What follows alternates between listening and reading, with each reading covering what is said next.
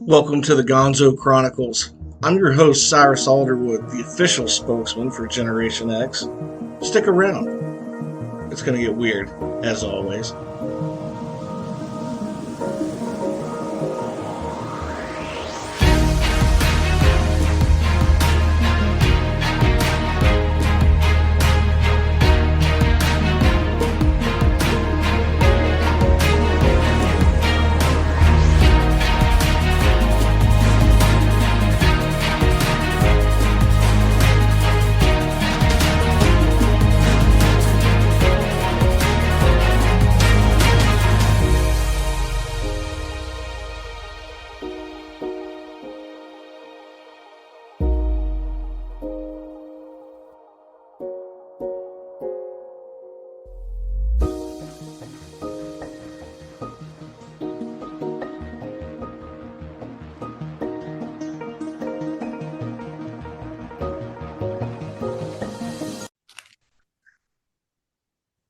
Welcome to another episode of the Gonzo Chronicles. Elizabeth Cooper's hanging back with us again. How you doing, Elizabeth? Hey, I'm doing well. How are you? Just hanging in there. I'm not hanging in there. I'm thriving. Who am I kidding? It's been a good week, despite like leaks around the house with the central air and heat unit and engine lights coming on in cars. It's still a week. I'm not complaining. It's a good week. A lot in the news. Are you a golf fan at all? Oh, I saw that. Yeah, there's let's see. How did they say it in golf? He wasn't like crowned the winner. I know there's a whole jacket involved and everything, but yeah, what's his name? Scotty Scheffler. Yes, that came across my news feed this afternoon that he won. There was some drama with this. So I don't know what it is about, like, when we dudes get older, like certain things I think have to happen. Like we start watching golf, even though we have no interest and have no idea how to play the game. Like I couldn't swing a club if somebody threatened me, but yet I find myself watching a little bit of golf. I don't know why, I love golf. I used to watch it as a kid. So I'm watching this today, and they're going to the 18th hole, and it's this one guy's trying to tie it up to take it to overtime. Scheffler's in the lead by one stroke. Stroke. I'm so childish. So anyway, he goes up to get ready to play play the hole. That also sounded bad. But I'm watching this. There's so much bad language in golf and football. It's ridiculous. So I'm watching this, and all of a sudden, these commies that are on the side run down toward the green, and they're throwing this white powder, white paint, or something all over.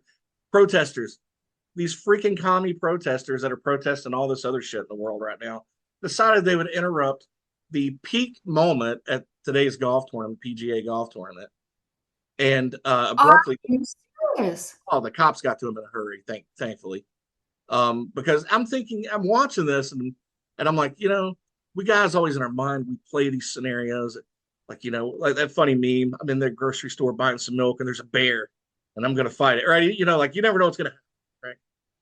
But like a buddy of mine used to keep condoms in his glove box. He would try, and I'm like, you're always on the road. What do you keep condoms in your glove box for? And he goes, you never know. A hitchhiker girl might be half naked and want. And I'm like, dude, really? That is in your imagination. But he's always planning for like the weirdest random events. So I'm sitting there thinking, my random event, like this would be what would happen in real life. I was thinking Scheffler, grab the 9-iron, take it to his head, just whack this guy. But no, nothing. They just stood back and watched. The police took care of it. They delayed it for like a few minutes. And they ended up going into overtime. And Scheffler ended up winning. But I'm like, dude, these commies are interrupting everything. They're sitting in the road, blocking traffic, protesting somebody eating a sandwich. Who's the actor guy who shot those people on set? He can't even go get a coffee without being harassed. Yeah. It's like, and then I think that might be for other reasons. There's a lot of bad blood there, if you will, just for how all of that went down, because they really didn't do anything that they were supposed to do on a SAG set for a SAG picture. Yeah. So, I think, yeah, if he's harassed, if he's jailed, I don't know which is going to happen. It seems like I don't think he would go to jail. There's something funky happened. But anyway, and I know the armorer, she does have a sentence. It's who it's knows what what like we're the never going to find out what that story is. There may be a love story behind it. There may not be. There may be jealousy. There may not be. Who in the world knows, right? But anyway, so I do have a question about the golf course. You said powder or paint. Did they get it all over the green? yeah, yeah. I guess it was getting close to the hole, and the 18th hole. That sounded bad. Yeah, what is wrong with me? I'm like juvenile. But anyway, it was all over the place. And of course, the groundskeepers had to come and clean this up and all that. And it was just a mess. I'm watching that and I'm like, but these people started chanting USA. The crowd did. I guess they were pissed at these people. It was probably the pro Hamas, anti-Israel crowd that's at all these places. And that was the lady at the coffee shop that was harassing Baldwin, telling him, like, can't you just say you denounce Israel? And like, he's like, I'm just buying a coffee. Leave me alone. Like that was weird. But and then some assholes, I guess, probably same kind of protesters over in England this week or a couple days ago tried to take orange paint and throw all over Stonehenge until people there tackled them. I heard about that. Uh, the world went commie, and I don't know what happened, Elizabeth. How do we talk Well, these commies back? Is it possible?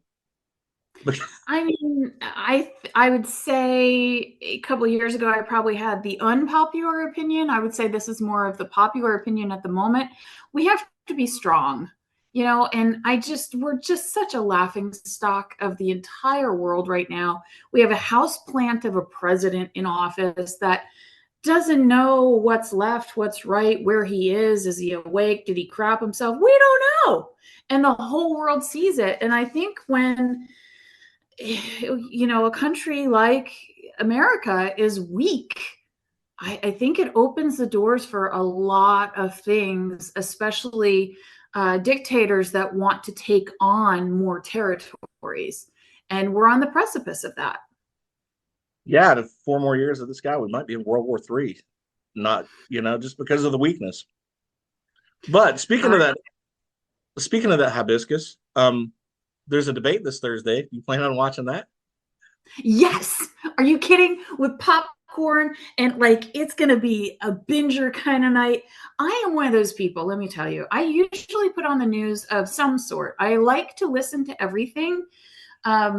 And sometimes I'll put on, if it's right wing, it'll get too right wing. If it's left wing, it'll get too left wing. And then I'm like channel surfing, but I talk back.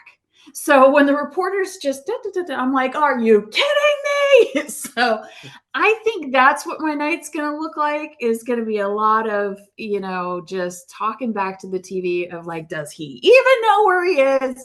Would this one over here shut his mouth? And it's, I think a lot of people that are not even all that interested in politics or informed or ingrained within it will be watching it just because it's going to be a performance. I mean, Oh Trump yeah. is a performer and Biden is dead. Like, I'm curious as what kind of drugs they're going to load this guy up with.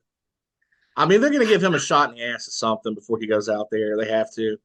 Um, and I can't wait. I'm just looking to see if he can string 3 or 4 sentences together that I understand.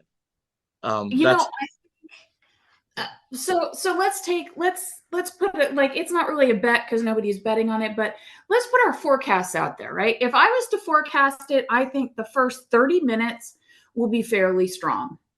But then we've all seen it. Whatever they're giving Biden wears off and he starts to trail and he starts to forget what he's saying, just freeze and stand there and look straight ahead.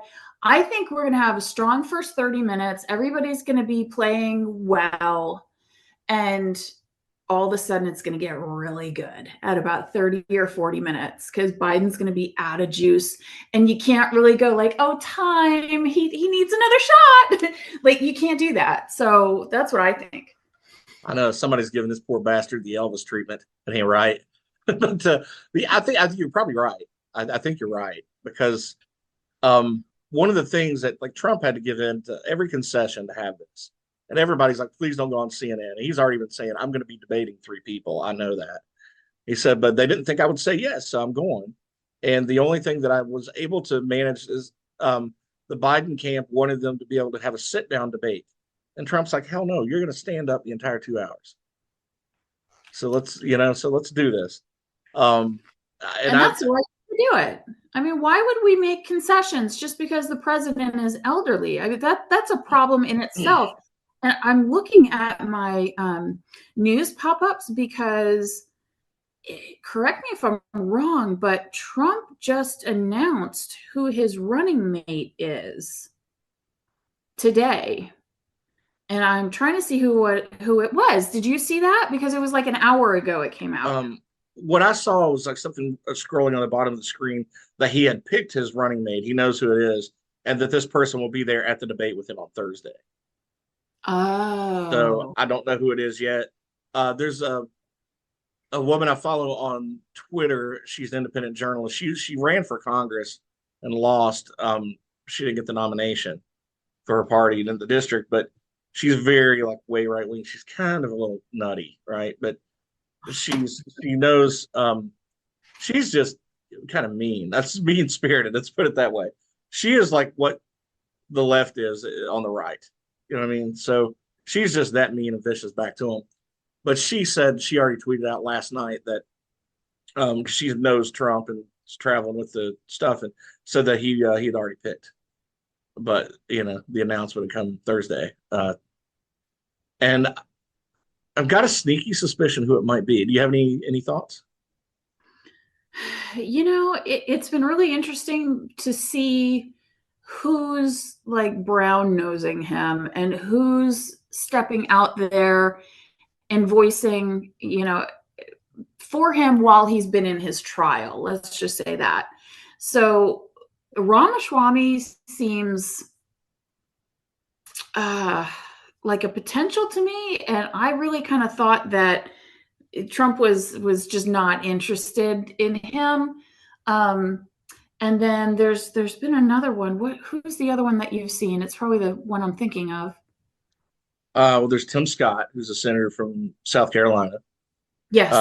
I don't think it'll be him either, but I wouldn't be opposed to it. I do kind of he is, okay, I guess as far as his voting record. But I don't think it's going to be any of the kiss asses, to be honest with you.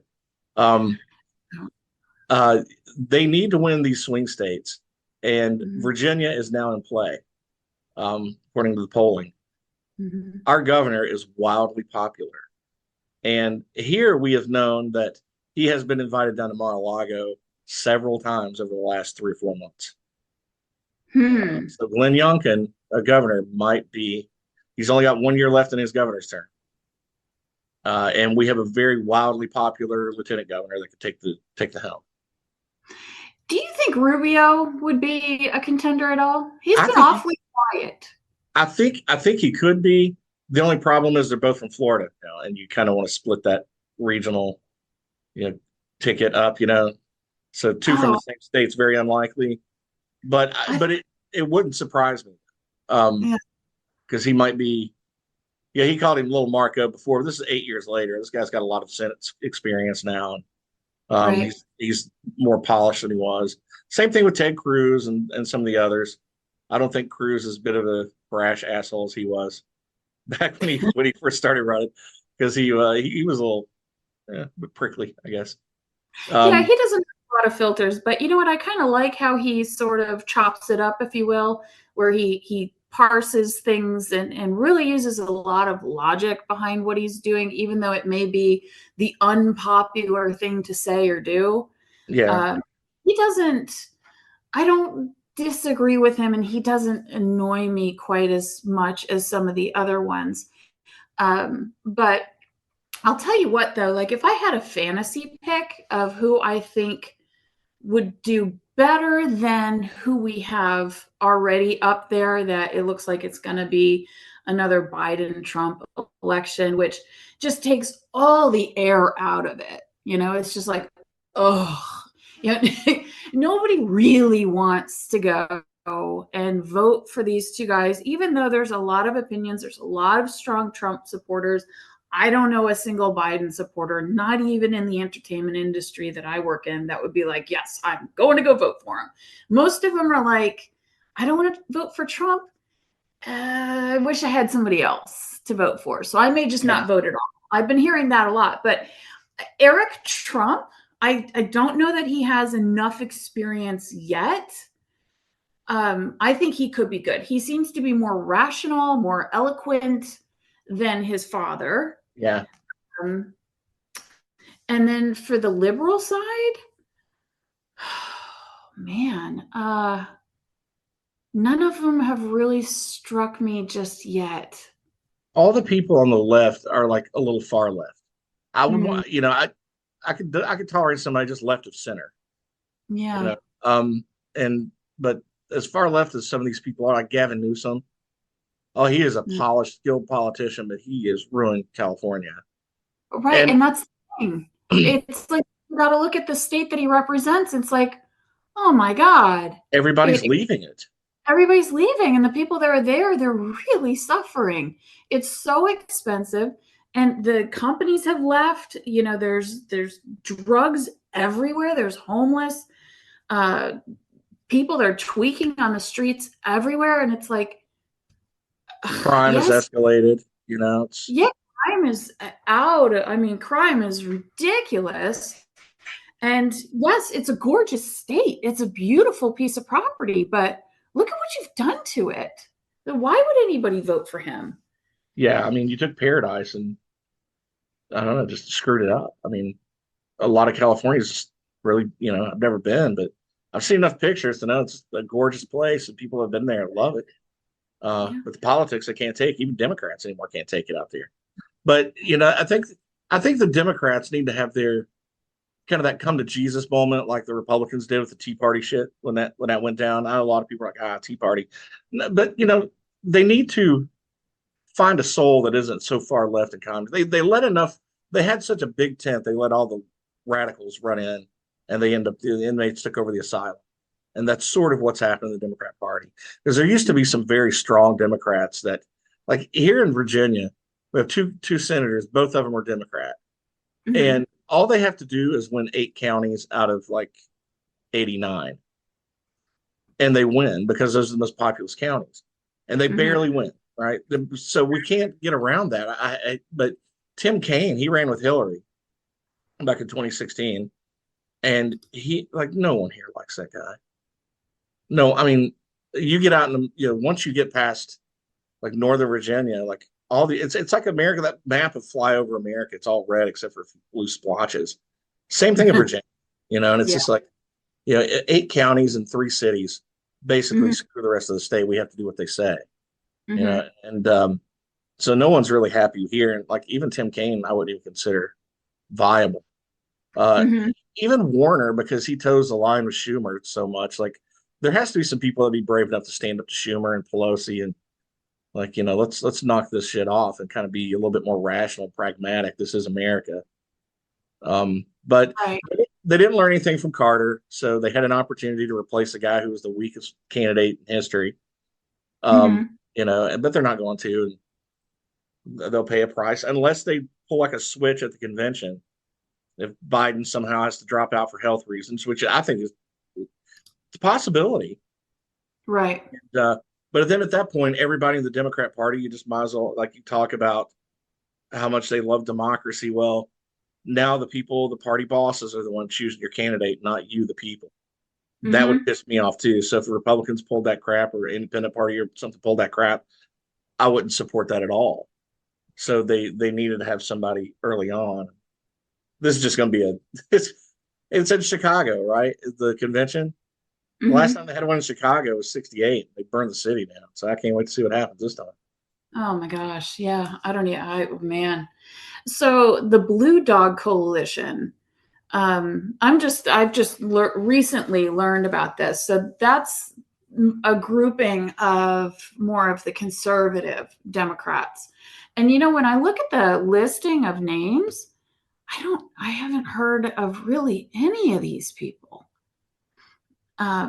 Jared Golden, uh, Marie Glusenkamp Perez. Yeah, I've read of that group. Pelosi really put a hammer down on them. She did not let them get like any strength in committees or any leadership stuff Mhm. because she's very liberal and those, she chooses who leads committees. And that's, it's a shame they squelched what was left of, I think, common sense Democrats. And that's Yeah. exactly what is, I would love to have one now so we could have a rational, reasonable debate about important things like, hey, how about this national debt? Let's take a look at that. How are we going to Right. bring prices down? And I swear to God, I'm in finance. If I see one more person this week on a business channel, CNN, pushing that narrative that the American people are financially better off now than they were 4 years ago because of this, that, and I'm like, dude, really? Like they're talking about disposable income and their incomes have gone up and all this in relation to inflation. I'm like, no, no, that is the biggest load of horseshit I've ever heard. Um, I'll, even even Andrew Sorkin on CNBC, who's a liberal, and on the morning show, he's like rolling his eyes. Like, are you kidding? You're pushing that. Good luck. Go to yeah. CNN for that. So, and that's where they've gone. That and MSNBC trying to push that narrative. I don't think Democrats are even going to buy it. I It's mean, not working. I mean, everybody out here, everybody feels it. And yeah, it's I'm sorry, it's just not working whatsoever to tell us how great the economy is when we go out to the grocery store. And I got to tell you, I stopped going to the grocery store because I found a better way of getting groceries for the prices that we were paying in 2020 than what we would pay now. Because that's what we can afford. And it's like, to go to the grocery store, which I made that mistake, I don't know, maybe about 2 weeks ago. I thought, sometimes they have things on sale. I'll just go in there. And one thing led to another. I'm like, oh, yeah, we need this. Oh, yeah, we need that. And it wasn't a crazy load of groceries. It was just like, oh, yeah, we need a gallon of milk. Oh, we need some eggs. Oh. And I checked out and it was like $400. And now I remember back in the day of cooking Thanksgiving dinner, for instance, where you have all these ingredients, you're making everything from scratch, or at least I do, and the turkey and everything.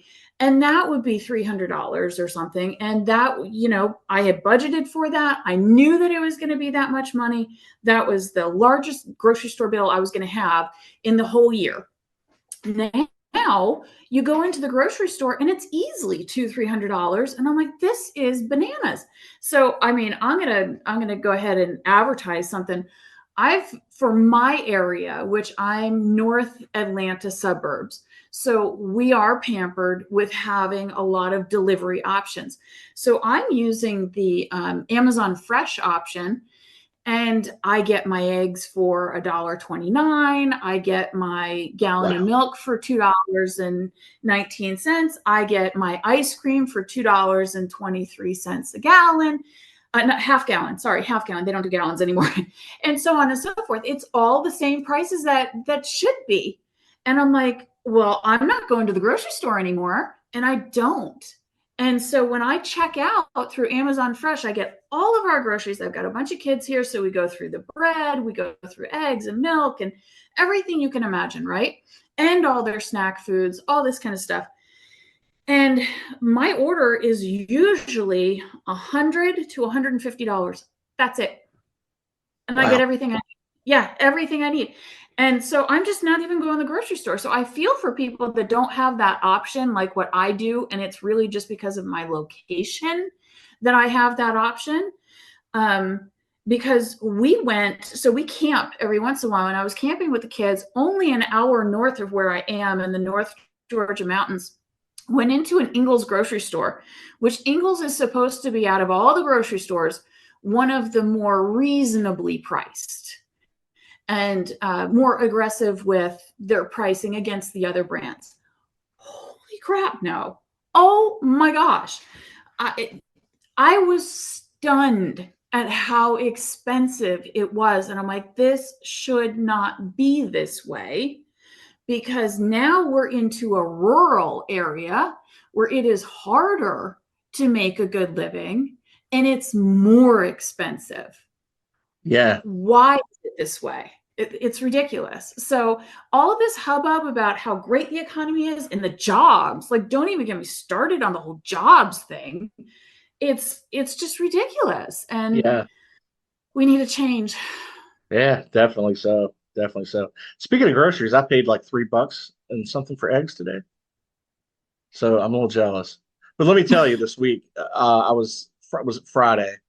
I was out of town. I was driving back. Saw this like roadside produce stand. Had to stop. Had to stop. And this big giant peaches sign up. I swear to God, peaches.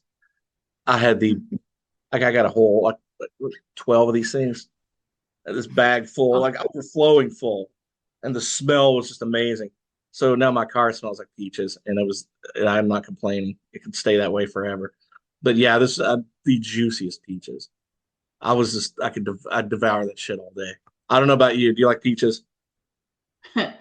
um, yes, I do like peaches. I do. We've talked about a product that I use called Yanni oil, and Yeah. Yanni oil, yeah, it's a pH balancing thing that women can use for themselves. Um, it's peach scented, so that's what I was thinking of while you were talking about Oh, peaches. But I love actual fruit. oh, I did too. Like I was sitting there thinking, like I just bit into that thing, and I'm like, holy shit! Like it just rang to my chin. Like, does it get any better? It's summer, and like I'm just hoping the bees don't notice and come my way. But anyway, I wiped my chin and went back inside. It was great. So anyway, I have a bunch of these left. So I found this recipe for cobbler. Mhm. So maybe, right? Maybe I'll have a shit ton of peach cobbler. I don't know, but I put the rest of them in the refrigerator because I didn't want to leave them out to like get overripe, you know, because when you Yeah. peel that off, it's like, I don't know, it's just like squishing your hands or something when you try, you know what I mean? And that's kind of Yeah. gross, I guess. But anyway, yeah, I've went through like I've had a couple Friday, a couple yesterday, and I haven't had any today, but I've got one sitting on the table over there looking at me. Oh, And they're so good. uh, yeah, I'm gonna eat the fuck out of it. Anyway, I So can't. when I gave birth to my babies, I nursed all the babies, right? But for me, like for some women, I don't know what it is for them, but when they feed their babies, they lose all this weight. For me, that didn't happen because I got so hungry when I was feeding the babies. So I started looking for fruits, and that's really when I started eating more fruits then than I ever had. And I picked up different tastes because your hormones are so different with each child. And one of them, after she was born, all I wanted was peaches. And it was summertime. And we had those great Georgia peaches. And I mean, they were huge and juicy. And they were like, how they're not soft, but they're not firm Yeah, either. It's yeah, that little bit just of right. is just they were so good. But yeah, I'd sit there middle of the night, nursing a baby like all the time, and I'm eating grapes and peaches and apricots and all kinds of stuff. And You know, it'd and been cool if you had a toga and like somebody was feeding you grapes while you were doing that. Like, wouldn't that be? I don't I know. yeah, that would have been that. It wasn't. I was one of those people where I just felt like I couldn't wake him up. I was just like, oh no, he has to go to work the next day. And I was so nice. Let's put it that way. I was so nice. I changed all the diapers and got up every single time and didn't ask for help and any of that kind of stuff. So I didn't have anyone waving the palm fronds for me. Sorry. Eating I didn't know that the daddies and husbands had it so easy. It's like being the uncle is never easy because all you hear is like a car coming to a skidding halt outside of your house. Hey, get out here and get your niece. She's staying with you today. I'm like, what the hell? Here's a couple of diapers. I think she has to go. Like, shit. Like, okay, I gotta go to work. See you. Like, all right, all right. Guess I'm hanging out with the niece today.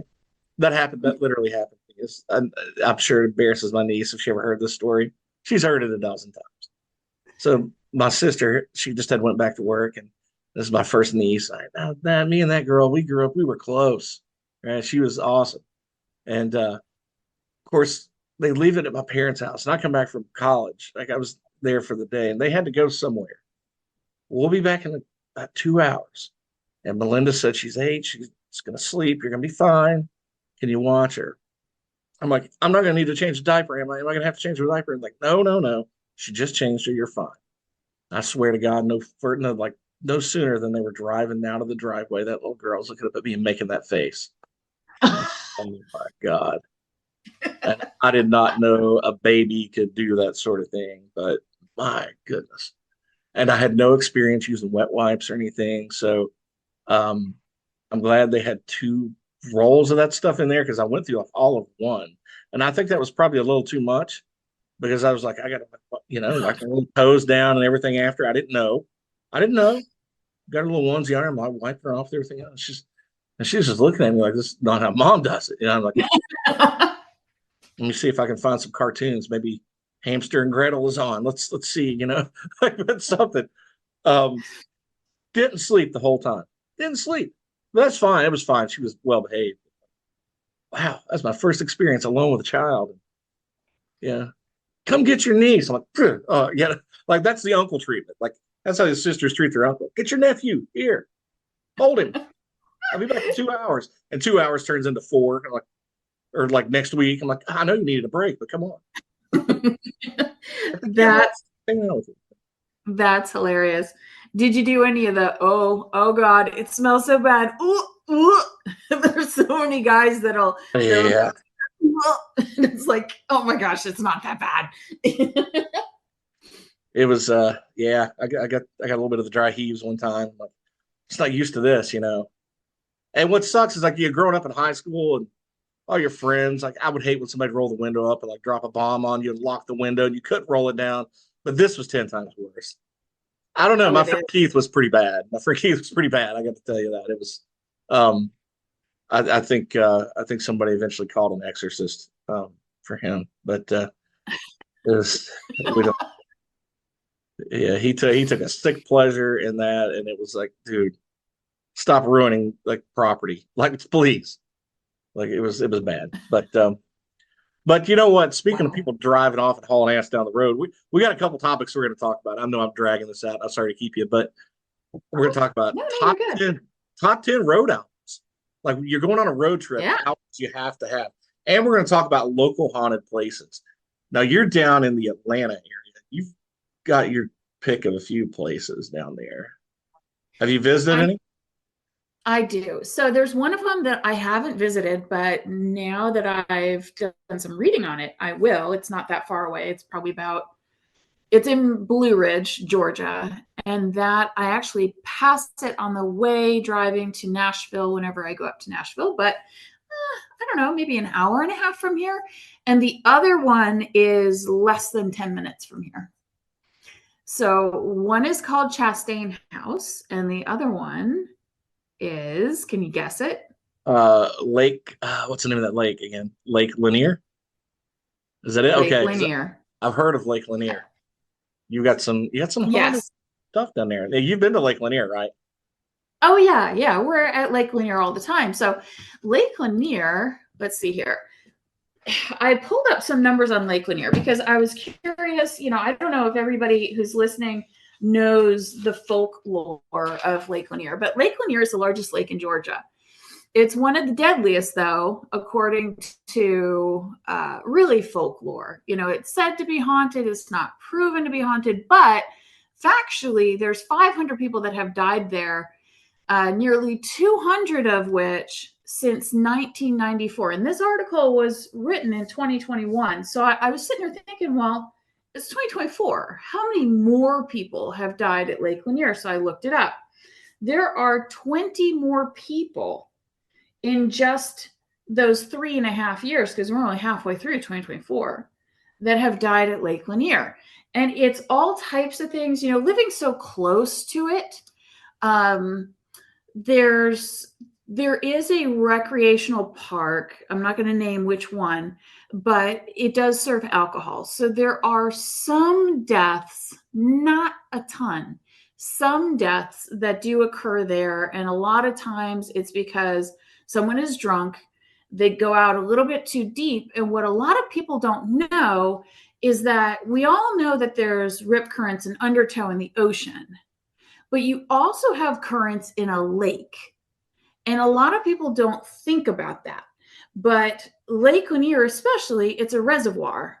And they release quite a bit of water on a daily basis Oh into wow, the yeah. Chattahoochee River. So, especially as they release that water, not that you're anywhere near the dam whatsoever, it's just a lot of water movement. As they release that water into the Chattahoochee River, which then feeds the Atlanta drinking water system all the way down through Florida, um, it can create some currents. So the other side of that is, and let me go back to the article so that I'm totally factual here, because I want to say a date. I want to make sure that I've got the right date. So in 1958, 1956, right. So in 1956, the Army Corps of Engineers manages, it's not really like an ownership, but they manage all of that land. They manage the lake, they manage the lands around it. And the Army Corps of Engineer with Sidney Lanier filled in an entire town. Now, there are some people that say that it was an African American town, but no one has really come forward in saying that, yes, this was earmarked as an African American section. It was just a town. It had a church. Of course, there's houses. There's all that types of stuff in a town, right? Streets, everything. They didn't demolish anything. So they just dammed it and let the water build up over it. So there are some instances where if the water in the lake goes down low enough, you can jump in to go swimming, like from a boat or something, and get stuck in a tree Oh wow. that's under the water. And then you're stuck in that tree and you can't get to the surface of the lake. So that's one theory. Of course, there's many, many different stories about the Lady of the Lake. And that's, let's see. So let's see what they're saying here. So in this article, it says one explanation for the high number of fatalities lies beneath the surface, debris and rubble from before the lake's construction, right? That's what we were just talking about. There's also sunken boats, there's lawn chairs, there's fishing wire. And this, coupled with the lake's low visibility, it's really murky, makes rescue operations very dangerous, which it does. When somebody drowns and they're looking for someone, or, God forbid, two boats collide and there's people that go flying off the boat and they drown, it takes a long time for those bodies to be found. Unfortunately, there was a family in my former neighborhood, just right around the corner from here, that had happened to. And their two sons passed away. Their boat was hit by another vessel, and they were knocked off the boat, and they never surfaced. So the most famous ghost story, however, with Lake Lanier reigns supreme in these parts. In 1958, two friends, Delilah Mae Parker Young and Susie Roberts, departed a dance. After getting gas and skipping out on paying for it, they skidded off the bridge while crossing the lake and disappeared. The following year, the fishermen came across the decomposed, unidentifiable body floating near one of the bridges. It wasn't until 1990, over 3 decades later, the officials discovered a 1950s Ford sedan with remains belonging to Roberts within it, which meant that the body found way back in 1959 must have belonged to her friend Parker Young. Locals didn't need a forensic analyst to know this. They had seen Parker Young themselves wearing the blue dress she had borrowed that night from Roberts, wandering near the bridge. With her handless arms, so the story goes, she snatches unsuspecting lake goers and drags them to the bottom. So that is the folklore of the Lady of the Lake.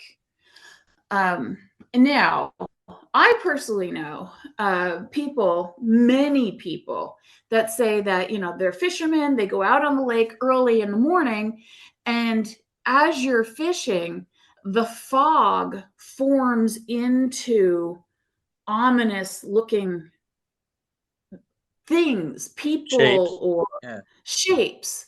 And they have seen not only the Lady of the Lake, they've seen shapes in the fog. You feel like you're being watched. So there's a lot of really weird things that happens, and then there's a lot of logical things that happen. Just like I began saying about the people that drink too much, you jump into a murky lake. Well, if anybody is familiar with lakes, especially if they're murky, when you jump in, even during the day, a lot of times it is disorienting as to which is the bottom and which is the surface of the water. And a lot of times people will jump in not quite knowing which way to swim, and they're swimming deeper rather than swimming to the surface, and they drown. We've Wow. had that many times happen. So, whenever we're out there, the kids always have the life jackets on. And I suggest, even for adults, have your life jackets on if you're going to go in the water, because you don't that's a really scary feeling to be under the water. Let's say you're tubing or something, you fall off that fast moving tube and you can't see. So you don't know which is the top. Yeah. Uh, And you're out in the middle of the lake. so Yeah. And like you said, I mean, it's a like a lot of people are out in the deep, and like it's not like in like an Olympic sized pool, 13 feet. We're talking 300 feet, and so a lot of these lakes or more. And yeah, you're not coming up from that. No, no. And lake, I'm going to look that up because I want to see what the depth is right now. Right now, I want to say it's nearly a max depth. Lake Lanier is a reservoir, and max depth is 156 feet. Wow, that's a lot. That's deep. Yeah, and it is 1,040 square miles. So it is a large lake, 37,000 acres of lake. And once you get even remotely close to that bottom, the water is ice cold. You're gonna be frozen. I mean, that's scary. Yeah, there are lake deaths all over the place, but like burying over a town like that's like building your house on an Indian burial ground. It's like some things you don't do. Um, Right. and yeah, so I'd heard of Lake Lanier. These ghost hunter shows, and there's tons of them out there where they try to like debunk hauntings or record hauntings and things like that. That place has actually been on several of these shows over the last 15 years or so. And yeah, that's where I'd first heard of it. Creepy. And it's right around the corner from you. Oh yeah. I hope the Oh, lady I of the moved. lake don't follow you home. Well, I moved up here for the lake. But this is an interesting part of the country, and I don't know if people listening are going to think that I'm wacko or not, but I did some research when I was young. I had moved from Metuchen, New Jersey to Tryon, North Carolina. And where my parents retired to Tryon, North Carolina, I was still in high school, so I was quite bitter. And then after the bitterness sort of washed off a little bit, I decided to look into where were we? What's the history of this area? So it's Cherokee country. And I really got quite involved in just finding out more about the Cherokee people and what that tribe was all about. And the biggest takeaway that I had was to always ask for permission to sort of grant the ancestral heritage of the land acknowledgement that Yeah. that you're on the land. So whenever I go for a hike, we have a couple of different tribes here because where I am in northern Atlanta and this whole section of the country, the Trail of Tears runs through it. So, of course, there's a lot of Cherokee. We also have some Sioux Indians. I think the Creek Indians are here as well. So there's a couple of different tribes, but whenever I go for a hike in the mountains, anything, I always ask for permission to be where I am. And I make sure that I do that for Lake Lanier. It's one of those feelings, like, like I said, some of my friends say that you feel like you're being watched. You really do. There's another presence there with you when you're on that lake.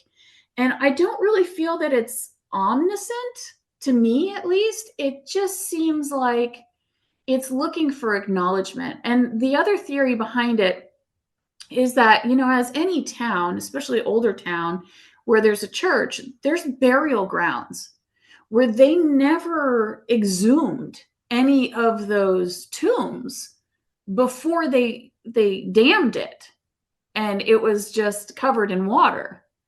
So you Hmm. have people that were buried. You have all types of things underneath that lake, which adds to the creepiness. And Yeah. depending on what your views are and what your spirituality is, yeah, there's a lot of local people that have been born and raised here that will not go near the lake. So And it's interesting. there's almost no end to Cherokee myths and legends. I've got an interesting book on that too, and uh, fascinating. Some of it's kind of cool, some of it's kind of scary. Some of their legends and myths and things like that. So I guess you do believe in ghosts, I suppose. Okay, so I don't know if this would be a shock to anybody or not, but when I was little, I didn't understand it, but I am clairaudient, I am clairvoyant, and I am clairsentient, which means for spirits that have passed, I see them, I hear them, and I can feel them. I have made an agreement with the other planes of existence. I don't want to be touched. And that's what scared me as a kid. And I never really exercised my abilities to like publicize it or anything. I guess this would be the most public place, but there are people out there that I have randomly contacted and said, listen, you may think I'm a total nutbag, but I have a message for you and this is what it is. And 100% of the time, they confirm that, yes, that is actually a message for them and they know what it is. And my kids thought I was kind of crazy because my parents always knew it, because they would ask me to see what I saw for their friends because they believe in that type of thing. So I'm thankful to have, been raised in a family where it wasn't taboo, it wasn't like evil, and it's nothing like that. But and there's ways that you can protect yourself from those things to make sure that you don't have negative spirits coming in and creating havoc. But I was out to dinner with my daughter, and this is my youngest daughter. So let's say this a couple years ago, she was maybe 13. And we sat down at a restaurant. It was just her and I, and the waitress came over. And right behind her, I could see, like, I'm not schizophrenic. Like, I know the difference between real person and the spirit. So I could see it was just her, and she's just normal waitress, and she gets our water or whatever. But there was a female behind her. And I'm like, okay, I'm going to listen to this for a minute. So if I tune into it, I can hear very clearly from the spirit world what they're telling me. And I heard, get out a pen and a piece of paper. So I did. I happened to have one in my purse, got a pen and a piece of paper. I wrote down everything that I could hear this person telling me. And then I signed it by this person that I'm hearing the name. And it was Aunt so-and-so. And then it had said, there's a certain amount of money. And the message was basically saying from this waitress's aunt that she knows that she's been struggling. She knows that she's trying really hard. And it was some words of encouragement. And she knows that she's a certain amount of money to be able to make her rent. And it was like right at the end of the month. So I'm like, all right, whatever. She's going to think I'm crazy. It would wind out being like a really good tip for her. Fine. So I folded up this piece of paper and she came back to the table and I said, listen, I got a message. This is for you. If it doesn't make any sense, I'm really sorry, but please just take it. She's like, oh, okay. Kind of looked at me a little confused. She walked away. She came back bawling, crying. And she said, The name you gave me was my aunt that had just passed away. My birthday is this weekend, and I couldn't make the rent until now. This is exactly what I needed. And my daughter looked at me and she's like, all right, I believe. Okay. Wow. Yeah. Yeah, being able to see something like that, I think would terrify me, especially if I was a kid. So I think I want to believe, right? I've never seen anything, and I hope to God I never do, right? Because I don't want to piss myself in public. But I've had a couple of weird things happen that I could not explain. Because I'm always trying to find a rational explanation. One was like a couple of months ago. The weirdest thing. I'm sitting in the living room watching TV, and kind of got my eyes closed, and all of a sudden, I'm just kind of sitting there with my eyes closed, TV background noise. I'm just sitting there, and I hear this. When you open up a jewelry box, you hear that whatever that little tune is. I'm hearing that, and my eyes shoot open. I'm like, "What in the hell?" So I hit record on my cell phone, and I got up, and it was on top of the bookshelf. There are two things. One's a little clock, and I guess it had a wind up thing in it. I thought that was what was making the noise, but the battery has not. There's no battery in it. I haven't had a battery in it in a long time. It's just a small little piece of wood. And I thought, okay, is it coming from that? And it kept going. And I'm like, okay, I'm sitting here, like, I'm just talking over this, like, so people know it's not doctors. Like, this just started happening. I said, this has no battery in it. Turning, I'm like looking at it, it's like, this is strange. I have, I don't get this.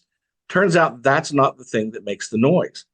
Um, so when my sister was here, she was like, okay, it's this piece back here because she remembered it from like years ago, right? And this, was my dad's house that he had. So there are things that are still around from that. And it was this tall thing with a flower in it, and it was something my aunt had bought for my parents or something. And I didn't know that. But then I look at him, I was like, well, why would it just start making noise? And then I realized it's not plugged up. The cord was like rolled around the back. It wasn't even plugged up. I'm like, how in the piss did that happen?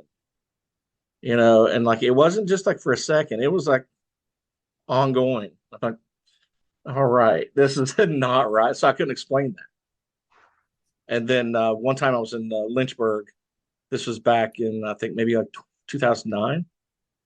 I was with a company I'd set up way back then, and was up there on a business meeting, and I was stayed at this Holiday Inn Express, and it was a refurbished old building. It was the oldest building in the area. Um, I don't know what in the hell kind of room did I get that room from The Shining. I have no idea.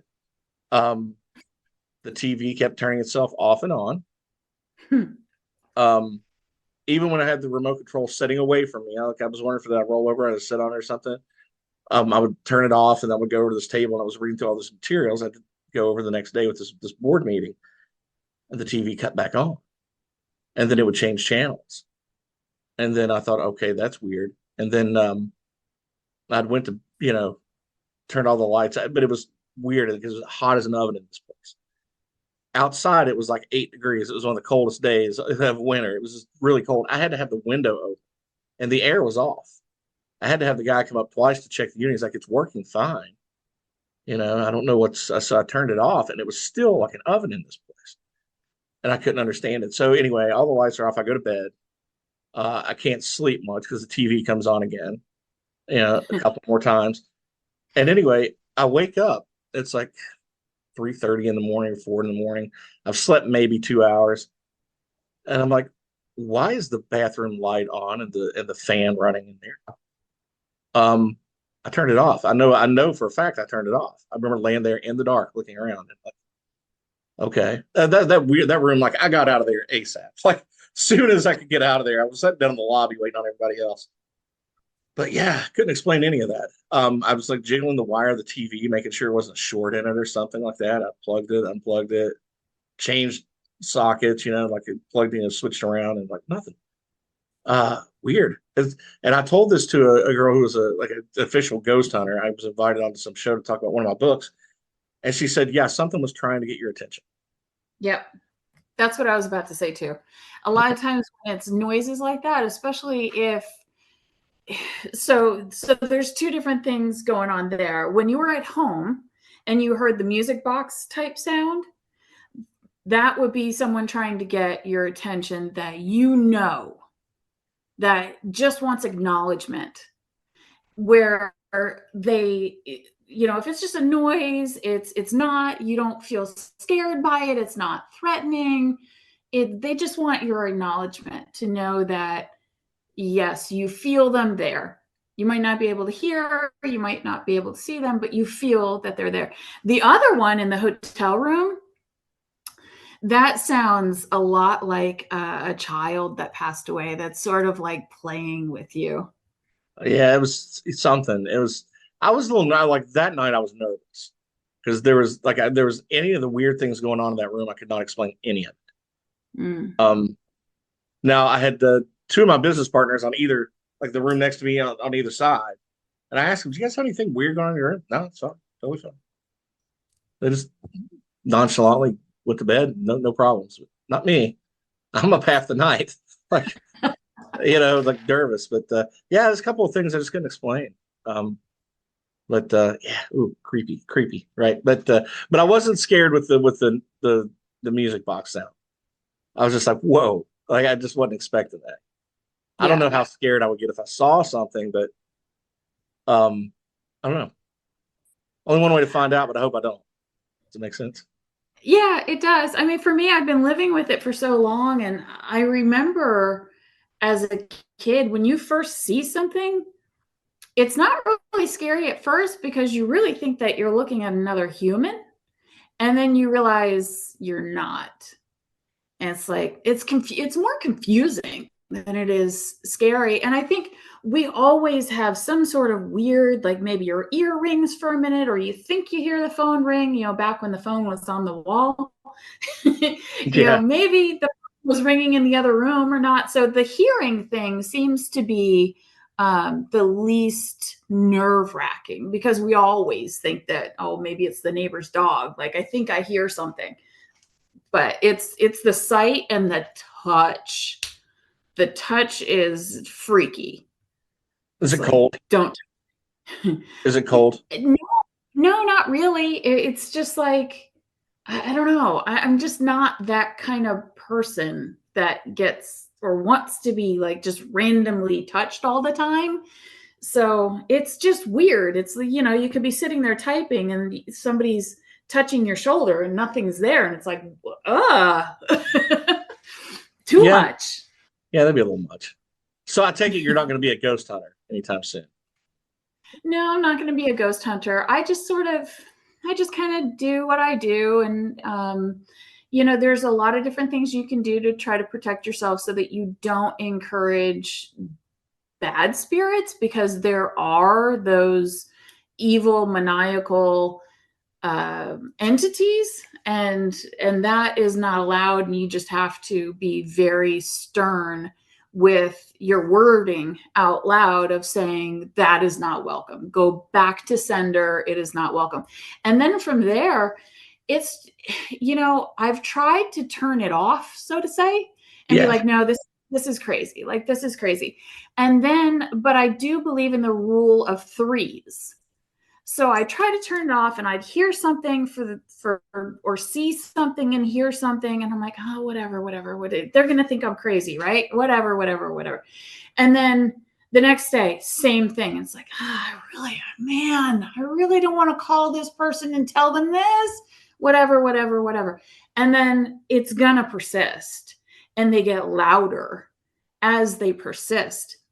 And one of the most nerve-wracking ones was, it is a really sad story, from my previous neighborhood. We all had kids that were little all at the same time. And they grew up, and one of my girlfriend's sons went to college. And his first year in college, he was doing great. And man, this kid had the most brilliant blue eyes I've ever seen in my life. Sweetest kid ever, really nice kid. And my girlfriend had just two children, a girl and a boy. and he was the oldest, and he went to college, having a great time. He went out one night with his buddies, and they were all drinking. And I don't know if the driver of the car was drinking or not, but it was very late at night. My girlfriend's son was unbuckled in the back seat, laying across the seat, totally passed out, sleeping, right? He was just tired sleeping. The driver fell asleep, ran off the road. Her son was ejected out of the car, hit a tree, and died. Okay.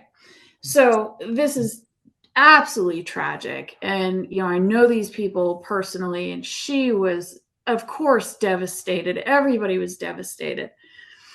And the funeral for a child is so hard. Even though he was 19, 20 years old, it's still a child. It's so hard. So the funeral came and went, and it was a year later, and his sister was graduating high school. And I'm sitting there in the auditorium. Now, his sister is not in the grades of my children. So, but one of my kids was graduating something. I'm trying to remember what it was, if it was 5th grade, something, middle school, something. It wasn't a big graduation. And I'm sitting there waiting for my kid to be called and take a picture and do what moms do at a graduation, right? Even though it is just middle school. And all of a sudden, I see her face, but he's holding the picture of it. And it's up on the monitor. I'm seeing, I see the monitor. I see what everybody else sees. Oh, wow. Yeah. And I see it. And I'm like, that's weird. Okay. I ignore it. Graduation, is finished. We go out to dinner, whatever. Come back home, and I hear yellow flowers, right? And it's him telling me this, yellow flowers. And I'm like, that doesn't make any sense. So I ignore it, right? Now, this is the second time. I know the third time's coming around. Third time, he was so persistent. And he said, send my sister yellow flowers. Send my sister yellow flowers. And I'm like, oh, I can't be that crazy person. I know these people. They just lost their son. So what I did was I called the florist and I said, I need to send flowers to a house anonymously. And I told them the situation, and they believed me, thank God. The flowers were sent. There was no name on it, but of course it had the card of where it came from. And I told them, I said, if they call and ask who's sending it, please don't tell them, because I don't want to hurt anybody. And I just feel like I need to do this. So the flowers arrive to the house. His sister receives the flowers. And it was maybe a week later, I heard from her. His sister got in touch with me through social media or text message or something. And she said, Miss Liz, is what they knew me by, thank you so much. And I don't know how you did it, but my brother was the only person on the face of the earth that knew that my favorite color was yellow and that I love yellow flowers. My parents don't even know that. And it showed up on my birthday. Oh. I was like, okay, I believe.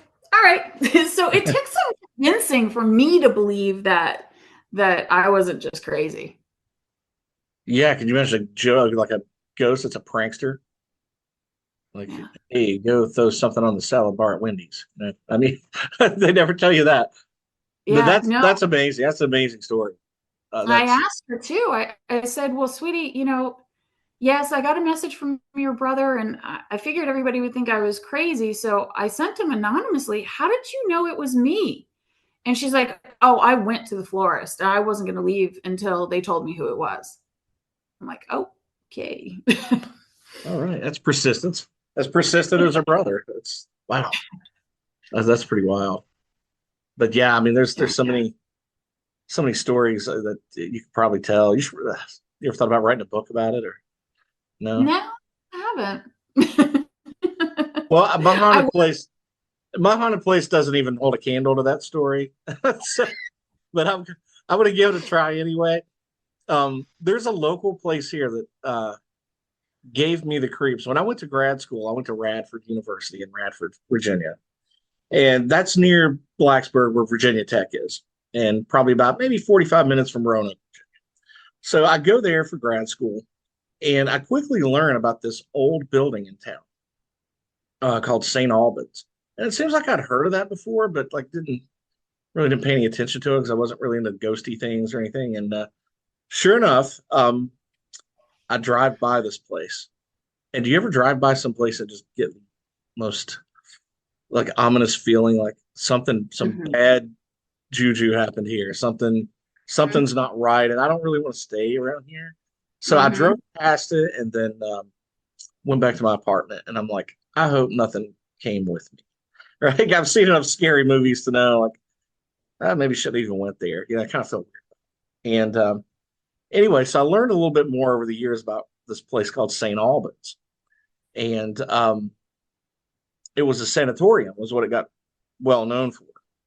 And I've seen this location on I don't know how many ghost hunter shows, like the tons of them, all the big ones that have been on Travel Channel, History Channel, all that stuff. So you can think of a ghost hunter show. They've been there, paranormal investigators investigating this place. So just a little history on this. This building was actually built in 1892. It was not a hospital initially. It was a Lutheran school for boys, right? So no mentally ill people there, right? Just the Lutherans. So St. Albans was used as a Lutheran boys' school. It was built in this old colonial style. If you look it up on the internet, you'll see what I'm talking about. And it was actually designed to hold about 50 students until they graduate. So during that time, the school got this reputation for being crazy over demanding. The guy who ran it and owned it, he had all this property around there, uh, but really had a like a kept everybody under his thumb, like a fist of iron, right? So he was very demanding on these, over demanding, like excessively, and he encouraged competition in such a harsh way that this school sort of morphed into Lord of the Flies, I guess, for a lack of a better way of saying this. The bullying apparently was horrible. So bad, in fact, that several students over the years killed themselves in this place. Um, Wow. Competition was so. Now, this is just hearsay. I don't know how true this is because there was never any reported violence or anything there. But, a student may run away or go missing or whatever. There was rumored that some of the students that were in fierce competition had maybe killed another and buried them somewhere on property. But you never knew. This was the 1800s, early 1900s. So the school ended up closing in 1911, and that building was abandoned for a lot of years. Well, not a lot, but a handful, right? So in 1915, this guy by the name of Dr. J.C. King, he bought this abandoned school and converted it into the St. Albans Sanatorium. So what he wanted to do initially when he bought this place was to make it a better alternative to these other asylums. So what he did, they were very proud of the fact that they had a rooftop garden, a small farm. They had a bowling alley down in the basement. All right. So he Wow. wanted these people to be comfortable, and the people leaving them there to be comfortable with a place like that. So anyway, the once the doors are closed, it was very different on the inside. Doctors did a lot of experiments on patients with different treatments. That a lot of those treatments caused a lot of deaths, and some of the patients became permanently disabled from some of these treatments, like hydrotherapy sessions where they would wrap people like a mummy in these drenched towels, shock therapies, things like that. So there was a lot of that going on. But Hmm. what they didn't expect was their reputation was still going to be intact, and there was a lot of patients coming in, a lot of influx of patients. So by 1945, it was overcrowded. It was a really piss poorly staffed. So the patient to staff ratio was horrible, and it ended up it caused these inhumane living conditions there. And the vulnerable patients, like the most vulnerable of them, like they just deteriorated away. Um, a lot of patients, there's quite a few of them there because of their poor living conditions, they committed suicide. Some they even had to build a something onto the rooftop to make sure people did not jump off. Wow. Had this rooftop garden, that they were so proud of, and were using for therapy for patients, but people would go up there and jump off. They were so depressed and just beaten up by this place. Well, anyway, they built a second building in 1980, just like the first one. And I noticed, you can notice both of them as you drive by. But business kept declining. Anyway, it shut down in the late 90s, about the time I started grad school. So in 2001, the Carillion Health System, I don't know if you ever heard of Carillion, but that hospital, they bought the property. And what they were going to do was convert it over to like outpatient stuff. But here's the rumor that went around town. As they were doing that, anybody that they would hire to come in and start doing like renovations, these people were being screwed with by ghosts and spirits there. Every single one of them like put their hammers down and would leave. So they'd hire somebody else, and somebody else would come in like staying, and they would leave. Well, eventually the hospital gifted it to Radford University. Well, the university thought they might do some student housing over there. Well, that ain't gonna fly either. Right? I guess when they kind of got in there looking around, they're like, no. Okay. So they eventually, a guy came in and bought it. And what they do now is they use that location. They'll rent it out to ghost hunters that want to come in, do overnight investigations, or parties that want to come in and kind of do the investigations. And it's been on like Ghost Hunters International. They say it's one of the most haunted locations in the East Coast, or in the eastern part of the U.S. Yeah. I mean, think about that. Think about that, though. So if these mental patients were in there, right, and they didn't start out as mental patients, it was just a overly strict, obnoxious, bullying German school. And some of these kids either ran away, so you have some of those spirits, and then it turns into an asylum where they're guinea pigs. Man, all that bad energy. Yeah, all that bad energy. And now it's like a look-see. They're going to be angry. You're going to get a lot of negative they're gonna be pissed. Response. Yeah. One of the most haunted, there are two locations in there specifically that paranormal investigators have talked about. One is that downstairs bowling alley. You can hear little children in there, apparently, which is creepy. They say they've gotten those that you've recorded on the recordings, right? They can hear it. Now I don't know. I don't know about that, but that is one of the locations where they say they've seen shadows moving around. Another area is what they call the suicide bathroom. Patients would go in there and, like, for whatever reason, they would just go to that bathroom and commit suicide. Only one particular bathroom. So it makes you wonder, like, I'm a pretty imaginative guy. I've got a good imagination, right? I come up with some weird shit. So I was thinking, what if there was some entity that was in there that when these weak people went in there, they were convinced to kill themselves. And that was how the spirit grew, And so anyway, I took all those legends and I wrote a short story about it, and I put it in this book called Dark Places. And the story is actually called St. Albans. So it's a fictional story, but it's based off some of the rumors and hearsays of that whole location. Yeah, I don't even feel good driving near it. And I'm not really one of these, scared people, but like I just got a bad feeling.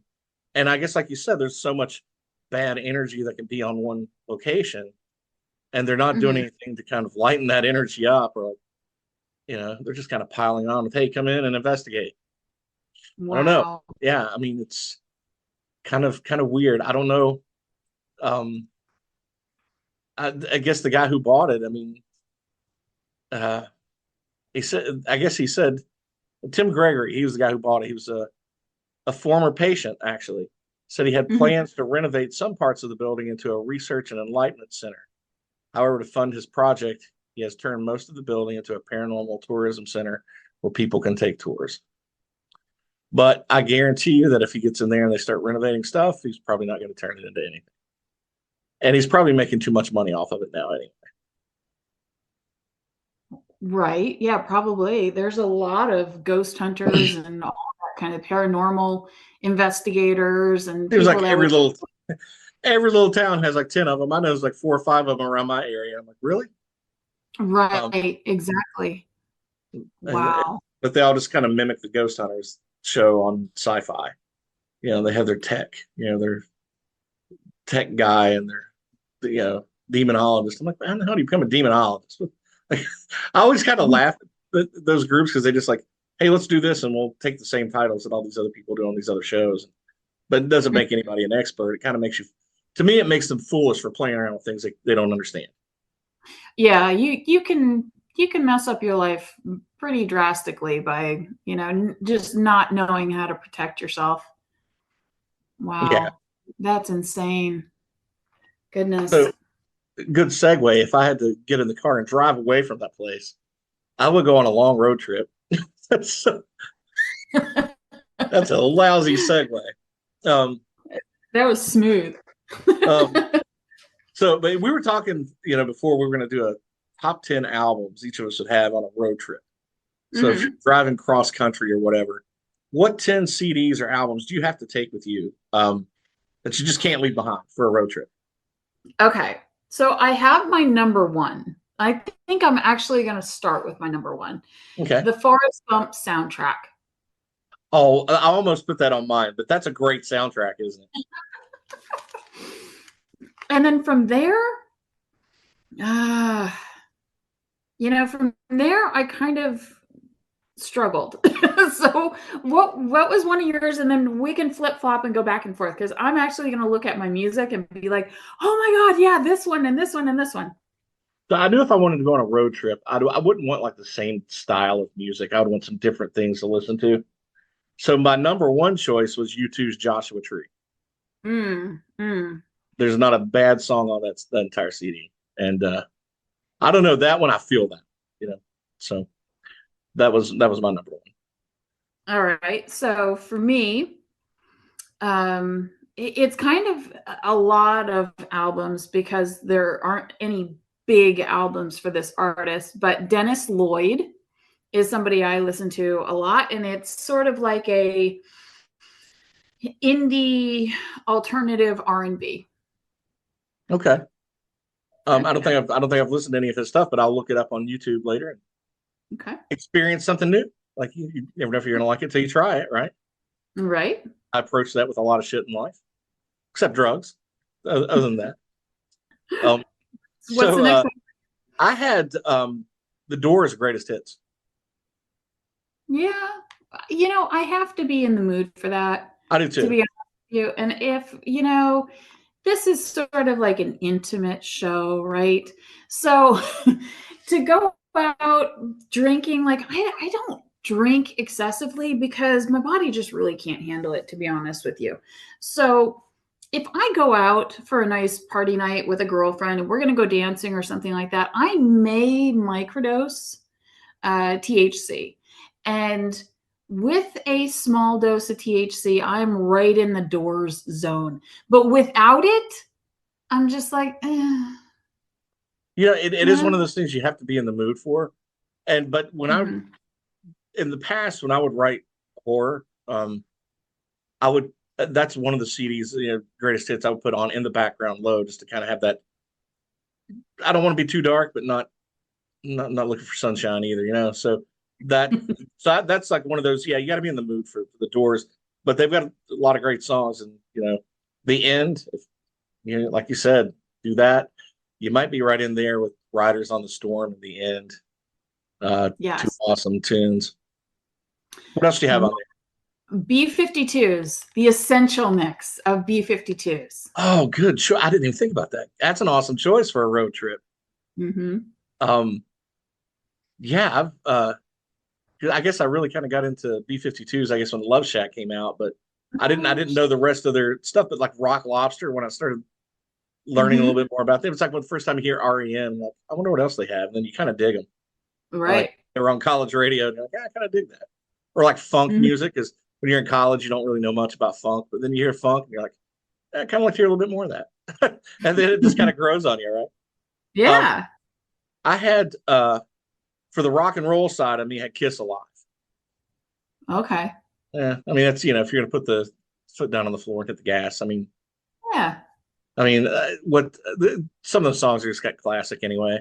Firehouse. One of my favorites is "Lick It Up." Have you heard of that song? Yeah. I love that song, man. I've seen them live like seven or 5 or 6 times. But "Lick It Up," it's like I don't know that song that hits me in the feels too. I get a little misty eyed. I don't know. In the fields. You made me snort on that one. So I like Erica Badu, and Oh, her album is Baduism. That came out in the 90s, like 97, 98. She really sort of made her splash. And she was, Sade was really in her groove in the yeah. 90s. And I wish I was just a touch older to have been to some of her concerts, because she really probably influenced some of the blossoming of sexuality in me through her, and just not only her lyrics, but her entire queen like mannerisms of femininity and grace and just raw sexuality. I mean, I would have loved to be at one of her uh, live performances. And I know that, she did one not too long ago, a couple of years ago. She did a concert, but she's much older now. Wow. She still has all of that, but yeah, so there's that Wow. If that album had that effect on me, I'd be an uncomfortable drive. one. Like, Depends. I guess it depends, right? So let's see who else did I have on here. I had Fleetwood Mac, Rumors. Oh, yes. That is one of the best albums ever. I love Fleetwood Mac. But Yeah. yeah, that's one band that like never gets old. Anytime I hear Fleetwood Mac on, I don't blast it, but you turn it up a little bit because it's just good stuff. Especially uh what trying to think of the name of the song, Secondhand News. I don't know if you remember that song, but I really love that song. But I don't think it's on Rumors, but Fleetwood Mac's a great band. Who else do you have Yeah, on? I have. So this one's a little bit newer. So Macklemore came out with an album not too long ago. I'm actually let me look at the 2023. So it was late last year, and it's titled Ben. I actually like that one. I mean, there's maybe one or two skip songs for me, but the whole rest of the album is really pretty solid. So I was listening to that when I took the kids to the beach, and it's sort of nice. Like back in the day, I was always so concerned about, oh my gosh, I have to watch the music, watch the lyrics and all that kind of stuff. And now they're so plugged in, they're listening to their own stuff. I'm like, whatever. They're Yeah, they're teenagers. They've already heard it. So, but yeah, I think that's a pretty decent one. yeah, I have to listen to that album. I don't think I've heard that, but you said it's relatively new. I've heard Macklemore. He's a great singer. Mm-hmm. A lot of mine are kind of like old school stuff. One that I'd hate to not have in the car with me, like I have in the car right now, Prince, Purple Rain. Mm. And that was such a fun movie, right? Back in what, 85 or whenever it came out. But that is just one of those cool albums. Like it's kind of rocking all the way through, except for Purple Rain, which is kind of sad, but again, classic tune. But it's got some of the best on there. I think out of all the geniuses in music, Prince really is one that is, how do I put it? He's not in the spotlight enough. Even when he was alive, he wasn't spotlit enough. You know, he's really one of the great geniuses He of played something music. like 20 instruments, didn't he? I mean, he played He everything. did. He had an incredible repertoire of instrumental knowledge, and just he did all of it.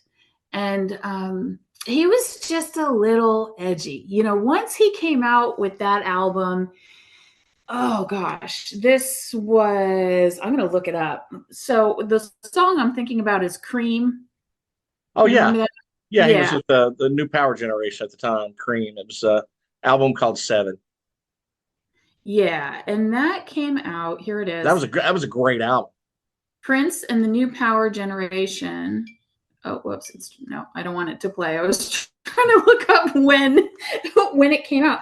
That had to be 90. 5. Yeah, I was right around there. Yeah. It was really edgy for its time, really edgy for its time. And I think because of the sexual power that he had behind so many of his songs, he just wasn't in the spotlight quite as much as, Michael Jackson's his own level. I think Prince is his own level. Yeah, and if somebody would come out today with say "Darling Nikki" and do a remake of that, that would be a huge hit. But Hmm. it was a great song on the album, but they knew better than to release it as a video, as a single, because of the masturbation part of the song. But not, but that was great, great album. Have you heard "Darling Nikki"? If you haven't, you'll listen to it later. You're like, whoa. Listen to it for the first time in a long time. Yeah, wow. Um, yeah, but yeah, Prince. Yeah, you're right. He's one of those rare air geniuses, and Sting would be another one I would say that probably didn't get the accolades for his musical prowess. But with Prince, you could hear jazz, you could hear funk, and Hmm. in like any number of genres in there, R&B. Just he was great. Yeah, yeah, Even even absolutely. even hard, even rock and roll, is in there. A little hard rock the way he played guitar on some of those tunes. Hmm. Yeah. So there's another one. I'm trying to find the album. Oh, here it is. Miranda Lambert's Palomino album. That came out in 2022, and it really is a great block of songs if you like country. Today's country is much different than country from 20, 30 years ago. It's not so twangy. It's a little bit more rock, but Miranda is paving her own way. So I really find the Palomino album by Miranda Lambert a good driving album. Yeah, now I've heard that one, and that's a really good album too. I've seen her on. This is kind of nerdy, but like I'll try to stay up on Saturday nights and watch Austin City Limits, depending on who's on, or I'll record it. You ever watch that? And I've seen her on there performing, and she's an amazing performer. Yeah, she really is. Because they have to, of course, in that venue they change up a little bit of the musical style, depends on what they want to do. But no, that she's probably one of the best performers I've seen on that show. Hmm. I've seen tons of people on there, so I've seen for years. But yeah, she's really good. I like her. Um, this is going to go way off the beaten path. This is like way old school because you never know what kind of mood you're going to be in when you're driving. Uh, I've got a CD, a double disc CD of Sinatra 80 Greatest Hits, and man, you can't go wrong with the chairman of the board. I don't know if you like that style, but I love Sinatra. I love um ugh. Yes, I'll just say yes because all the other names went flying out my head. oh, like anything you toss out there, like Swinging on a Star. That was a really good one. Love and Marriage. Remember they did the Al Yeah. Bundy show. They did that one. Of course, New York, New York. Did it my way, and like Oh, all so those, good. all those. My Way is one of my favorite songs of all time. So Uh, good. yeah, but Sinatra, I had to throw Frank in there. By the way, interesting little tidbit, little trivia about Frank Sinatra. Yeah. Remember the movie Die Hard? Yeah. Bruce Willis got the part. Did you know that it was originally offered to Frank Sinatra? No way. Yeah, because the guy who produced it was his friend, and he offered to him out of respect because he had a similar movie he was going to do years before. And Frank's like, I'm a little too old for this now, man, but I appreciate it. And they offered it to Bruce Willis. No clue But about Frank that. Sinatra got the first nod at it, got the first shot at playing that role. Wow. Yeah. Wow. So I don't know how many we're on at this point, but here's another one that I'll play quite often when I'm driving. Um, the Marshall Mathers LP Eminem. Ah, you got to go Slim Shady. Um, It's good when it came out, which was, let me take a guess, 2004, 4, 3, 2002. yeah, right around 2002, I think. Okay. I wasn't into it. I mean, but it was its own thing. And now we're at a point where we are more than 20 years beyond that. And it's just something that you can play anywhere. Like when it first came out, it's like, oh my God, no, mom's not going to hear this. Dad's not going to hear this. No, we're just going to like bump this in the car, you know, Yeah. well, it's going to be the teenager listening to it in their room or, you know, with their Yeah. Walkman, you know, that kind of thing. But now, I mean, it's just, it really opened up an avenue for so many other artists to explore the music of its genre. Yeah. And I think when it comes to a lot of that music, at the time when things came out, I kind of didn't appreciate it. And it took me years to kind of like get back around and start listening to grunge. Like Yeah. I liked a couple of songs by Soundgarden, but now I go back Mhm. and listen. It's like, dude, that guy had some pipes. Mhm. Um, some of the bands I liked back then, it's like now I'm just like Pearl Jam. I'm going back and listening to a lot of Pearl Jam that I hadn't listened to before, and Alice in Mhm. Chains and like some of that stuff. But um, here's one I take with me on long trips: Pink Floyd, The Wall. Oh, that's a great one. So if you're microdosing, so Pink No, Floyd, The I don't Wall need is, that. That's a good one. but no, that's a pretty cool album. Actually, I've owned the movie too. Have you ever watched the movie? It is it's No. pretty cool. Oh yeah, you should watch the movie. As a matter of fact, there's an old legend, an old tale. I don't know if it's true or not, but I've had people tell me it is true that if you start playing Pink Floyd's The Wall when you're watching Alice in Wonderland, the music actually is set to every scene. Like it changes over and you can actually watch it to that. And I'm I've like, I heard don't know about that, but if you could, that is freaking genius. But that is one of the best concept albums ever, Pink Floyd The Wall. So I gotta take it with me. Comfortably Numb, yeah. Run Like Hell, Oh, great tunes. Another so brick great. another brick in the wall. Mhm.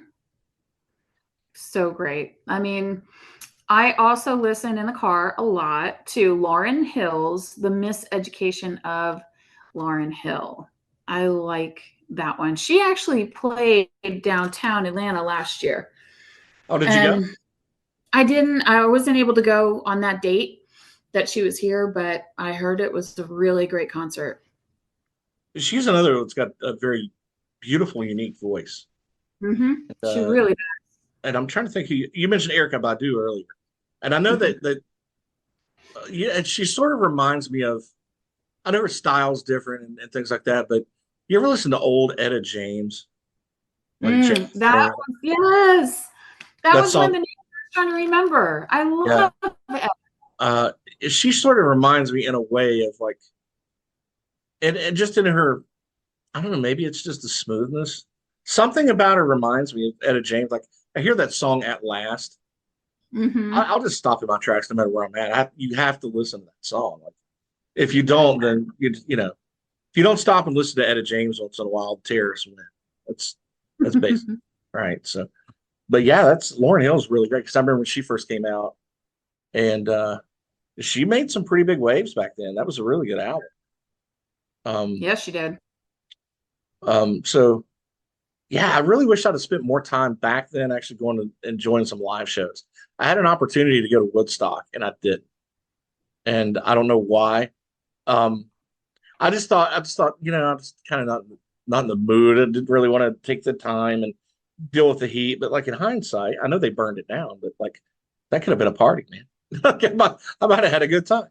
Um, but I don't know. I can still watch. I go back and watch some of those videos now from that Woodstock '99 and the one Hmm. from what? Not did they do one in &96 or something? Yeah. They went in mid '90s and then went back in '99 when Limp Bizkit burned it down. They didn't Yeah. burn it, but they got blamed for it.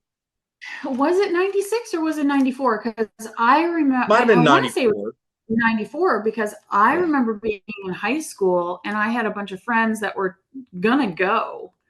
I don't know if they did, but there were twins that I was friends with. I think they were twins or they were just Irish twins, but we were all friends together and they were from the New England area.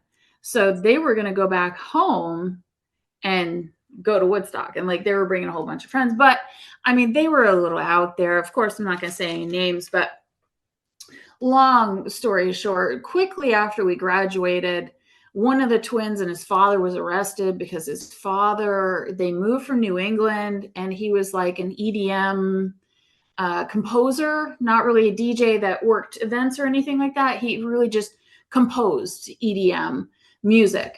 But that was really just a side hustle because he had 20 acres of pot growing behind their house. And was so much so, and they were providing it to so much of the area that it was the feds that wound up arresting the two of them.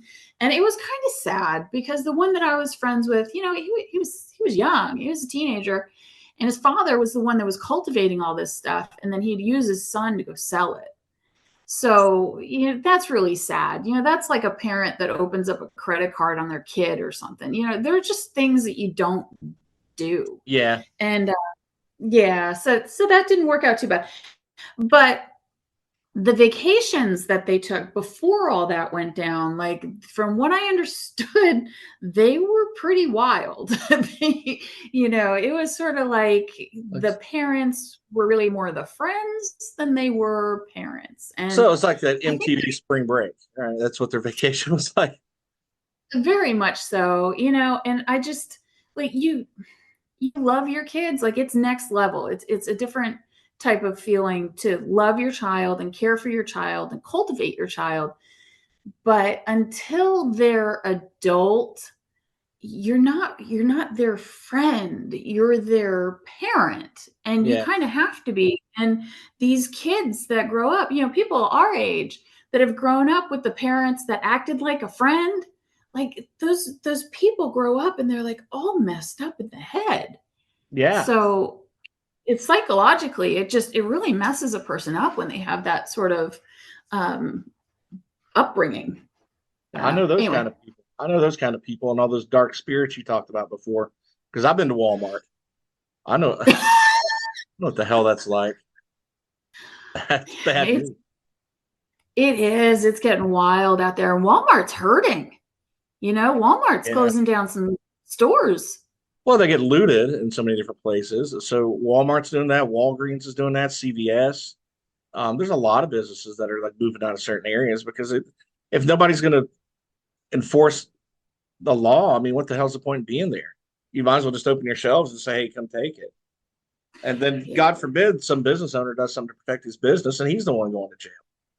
You know, it's we live in some backwards ass times. We do. And, you know, I always look at it as the pendulum always swings. So, you know, if things get, you know, crazy, and it's following an agenda from one side or the other, you know, that pendulum is not going to stay all swung all the way over to one side. It comes back around. And, you know, I think in the past couple of years, we saw it swing more towards the radical liberal side. And now we can expect it to swing more towards a conservative side. And I don't want either. Because neither one of them. Yeah, they all suck on the extreme. I have an uncle who's wildly political, right? We were having this discussion. I said, well, let me ask you this. Which is better, right-wing totalitarianism or left-wing totalitarianism? Because I can't tell the difference when they get that bad. Like, I'm okay with like right of center and just like maybe just slightly left of center, like somewhere in that middle range. Let's make life normal again. I know. You just kind of sit there and watch it and go like, no, I don't want this radical, crazy leftist stuff. No, I don't want to be told that my bikini is cut too low and I'm a harlot in this radical right-wing stuff. Just for the record, I would never tell you that. So, like, can't we all just get along? Could the pendulum just stop swinging? How about that? I mean, no one knows, but I'm wearing Speedos as we're talking here. No one knows this. And they might be a little tight, you know?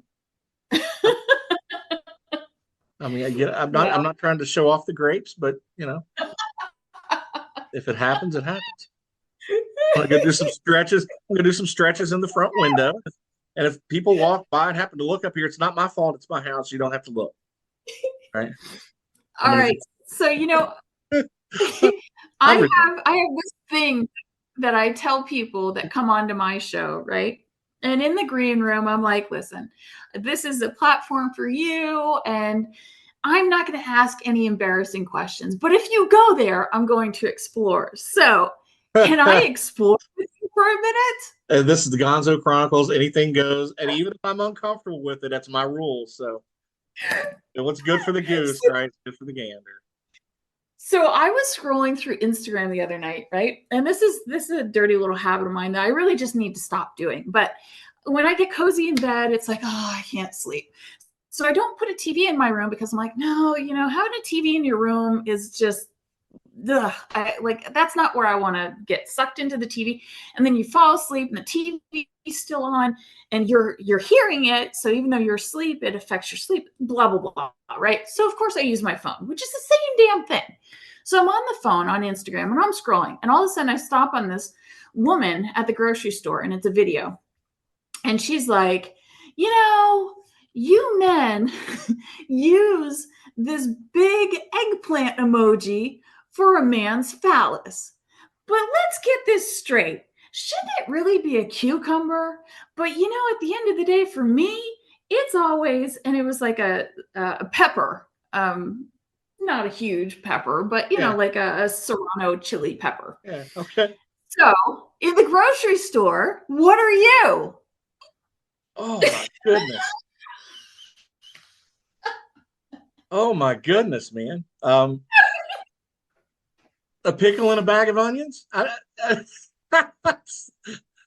don't know what size pickle. I'd have to go look at the pickles and see which size because I don't know the differences of the pickles. So I don't know which size I mean, I'm not laying out a cucumber because like I snack on cucumbers. Don't take that the dirty way. But I've grabbed a cucumber off the shelf and like big enough you could beat the shit out of somebody with. So I'm not like if I were like drafted to the minor league baseball, I'm not laying down a bunt with my jump. Like, it's not that. You know what I mean? But I don't next time I go to the grocery, I'll look around and people will wonder what I'm doing, but I don't care. I'm there in Speedos anyway. All right. Well, then that could be a good Gonzo Chronicle update. All right. Which emoji would I use to show off my junk?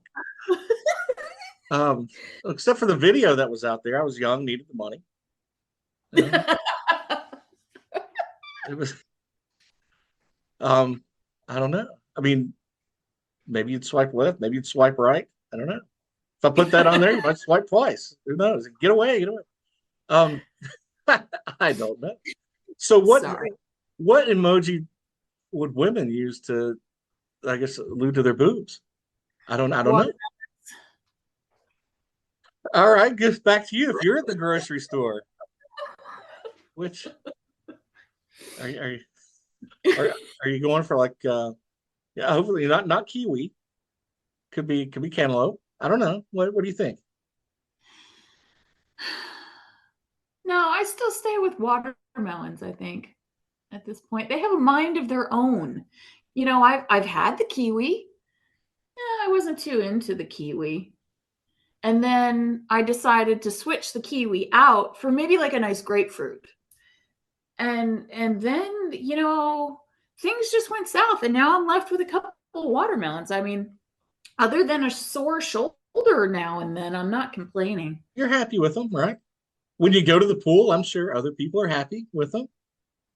They look a little crazy. Do right-wing fanatics tell you you're wearing your bikini a little too low? No, they don't. They must be ministers. They're looking there. No one's gonna tell you that. They're gonna enjoy just like you do, right? So, question is, how often do you take them to the pool? Well, I mean, pretty often. The kids want to go to the pool all the time. It's a little nerve-wracking now that they're all teenagers, but It is what it is. It's like it's the human body. You got to get over it. I don't know. I don't know how teenage boys feel about moms with large chests. I don't know. I was never a teenage boy. Well, I heard that song "Stacy's Mom" has got it going on. That might tell you a lot right there. I did watch that movie American Pie, and Stifler sure really enjoyed what's his face's mom. A few times. You make me feel so much better.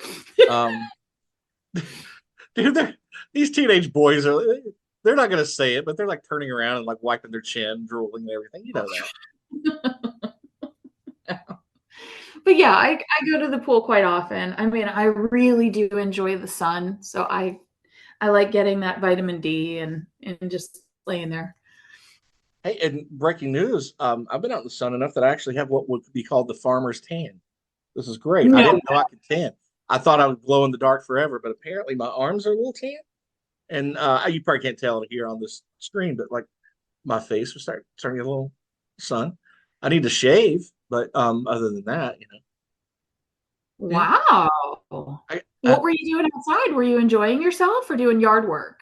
a little bit of that. Like I went outside and like did some of the like staining of the front deck, and of course in my Nice. underwear doing tai chi on the back deck for all the neighbors to see first thing in the morning, like Patrick Swayze in Roadhouse, that way. And then just outside, just road, just being out. If I go somewhere, just hanging out. I went to the side by South Holston Dam and kind of enjoyed some alone time standing out there, letting my mind and imagination wander around the way it does. I've gotten some Oh, book ideas up there, um, and story ideas, and some I've written, some I haven't. So we'll see where those go. that's But awesome. but hey, real quick, I'm going to like do a little breaking news for those who don't know this. I've been working on a book for 2 years. You'll actually be able to go to Barnes and Noble and get something from yours truly here by Christmas, hopefully. Just go spend some money. I appreciate Woohoo. it. I know it's gonna be a great book. Yeah. More at a later date, more at a later time. So, but do that little teaser out there. And if you're interested in the St. Albans story, Dark Places, got one in there. So it's kind of based on the legend and lore of that creepy ass place that I'll never drive by again. I don't know That if you is want to go for it. If you want to go for a spin, I'll drive by there with you, Liz. Just don't let anything cling to you no, away from I you. don't think so. It sounds like there's going to be a lot of tortured souls there. I stay away from them. That's just like Walmart, right? Um, I can't stop beating up that place. Yeah. I would just like anytime I go in there, I expect something terrible to happen, like somebody breaking out into a fight, or somebody complaining over a bad haircut, or arguing at the counter over like price of condoms or laxatives or something stupid. Or midgets, or midgets. You never know when that's going to happen. But I do appreciate the funny midget memes that you continue to send me when you can't sleep at night, and you send me a message on Instagram, and I'll wake up and get a funny midget meme. Those are classic. Appreciate it. There Uh, are so many of them.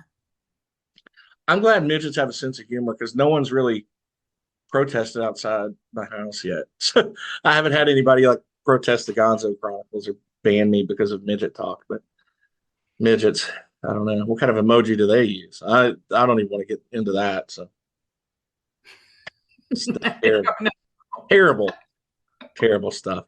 I mean, Anyway, I don't. So, okay. So I have to hit you with something random, and it's midget related. all right. So I was walking with my daughter, and I can't remember where we were. This is my oldest daughter. So she's the mom, and she's in her 20s. And there is a lady walking with her boyfriend, which happens to be a little person, midget. Oh, And he had very short legs. And I could tell what I was thinking, she was also thinking. And of course, I have no filters. So I'm like, Sabrina, wouldn't it drag? How do they keep it from dragging? And she's like, I know. I was thinking the same thing. So if you're small person, is your appendage also small?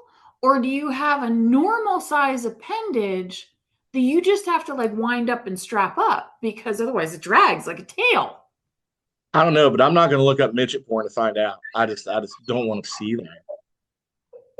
Your face. I wish everybody could see your face. Man, that's oh God, don't I make mean, me answer that. they're creepy enough, you know. I mean, without thinking about that. And I saw this there's this woman, she was a midget, little midget woman, and she was into porn, she was a porn actress or something. And she would like, I guess her shtick was she would take on like full size men. I'm like, how in the hell? Like, you know, I don't get it. I don't either.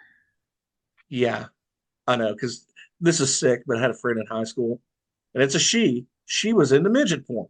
And I thought, what in the hell is wrong with you? I'm not going to say her name, but it starts with Jennifer. And she needed to like cool that shit. Like, I'm like, that is just not right, man. Midget porn. Like, Jesus. Okay. It takes all kinds to, I don't I know. guess I get that's next level. It's not something I've ever explored, nor is it anything I will ever. No, thank you. This No, show totally lived up to the Gonzo name. Like this one, this one's one for the books, man. Before we check out of here tonight, because it's we've been on here for a while. What's coming up next with your show? You wanna plug something? yeah, sure. That So sounded bad too, didn't it? I'm sorry. the Caffeinated Cooper Show is back on Monday nights at 9 p.m. Eastern. You can catch us at the Caffeinated Cooper Show on YouTube, also on Facebook under Cooper Studios, or it broadcasts live on my timeline of Elizabeth Cooper. And then it goes out to Amazon Prime under the Caffeinated Cooper Show, all that kind of stuff. But so do you know Alex Camacho's No. work? Okay, so Alex, thanks. Alex is coming on the show. We have a couple of good actors coming up. So tomorrow night, we are doing a financial report. And then afterwards, I will be interviewing an actor. And then we have some different guests coming up forward. So it's Monday at 9 p.m. It's a lot of fun. I really enjoy it. Long format interviews. And give us a look, give us a star on IMDb. I would love that. The Awesome. Caffeinated Cooper Show. And yeah, it's a whole lot of fun. I just wrapped a game show that I was working on here in Atlanta. So that will be on national network television. So once they're finished filming, they have another couple of weeks of filming. So once it all wraps and it's all done, then I can give you a couple more details on that. Okay. Yeah, and then we also just wrapped it. So it's a comedy, a live comedy show, and it is Paul Loudon. It was a child actor. He's now an adult actor because he got older. I do know him. I know him through some mutual contacts in Los Angeles. Him and his wife, beautiful, beautiful wife, moved from Los Angeles to the Atlanta area about 2 years ago. And in April, we did a couple of live shows. That's It was right. called Yeah. Channel Surfing. He has had it sponsored by some cancer organizations, one which is cancersucks.org, because he is a stage 4 cancer survivor. Wow. Really hysterical person. And his material is kin to Monty Python meets Carol Burnett. It's Wow. it's out there. It's fun. We sold out every show, got all of the laughs on the points that we wanted to get it on, and so now we're working to do some more shows, and possibly have pre-recorded shows and things like that. So Paul is doing a wonderful job on that, and he has been a sweetheart in keeping up with me and trying to keep me in the mix of all of it. So there's some good stuff, going on there with everything Elizabeth Cooper. So thank you for letting me talk about that. That's awesome. So I look forward to the show tomorrow night. I'll tune in at 9 and make sure I watch. And I'm terrible with names, so like me not knowing that guy's name is not an issue. Like you might tell me 5 movies he's in, like, oh yeah, I saw him. But anyway, but I look forward to it. You always do such great interviews with people online, and they're always so entertaining. And you have a very smooth way about the way you interview people, and it's just so conversational. It's kind of like sitting in your living room, and it's welcoming. So, yeah, I love the show. So if you haven't seen her, make sure you check her out online on YouTube and everywhere else. And Amazon Prime, you said? Yep, Amazon Prime. We're also on Binge Networks and live on Facebook. And then, of course, on YouTube, which makes it really easy to watch at the Caffeinated Cooper Show channel. Kick ass. Well, I'll be there with bells Yeah. on. I'll even put some of those nipple tassels on. And no, I'm not. I don't know if I'll do that. Hey, Depends on see, if my beer order comes in. Maybe I can can you do get the that. towels to go in the right direction? Like I'll I'll left try. and right? I'll try. If my beer order comes in, then I'll give it a shot. Okay. If my beer order comes in, like people think he orders beer. No, but thank you for that birthday gift. That was awesome. So You're welcome. anyway, Birthday. I know I had a birthday long ago. That was awesome. A whole birthday month. Yours was back in May, right? So Yes. real quick before we close up the show, what kind of music, what kind of CDs do you have in your car now? What are you listening to in your car now? Well, I don't have any CDs in my car. I just plug up my phone and I can tell you a couple of my recent downloads. So I am one of those people who's really into music. As you know, I'm a lyrical writer of music and I work out of Nashville quite often. So I'm constantly looking for the new people, the new artists. And I've got to tell you, social media, like the whole way of how independent artists get their music out there has changed. And social media has really taken the lead. So there is an artist named Jessica Bao, Bao. Jessica Bao, and she is really phenomenal with a great voice. She has a couple of songs out, but the one that I would say that I'm listening to most, she goes by Britain, and it's just Britton.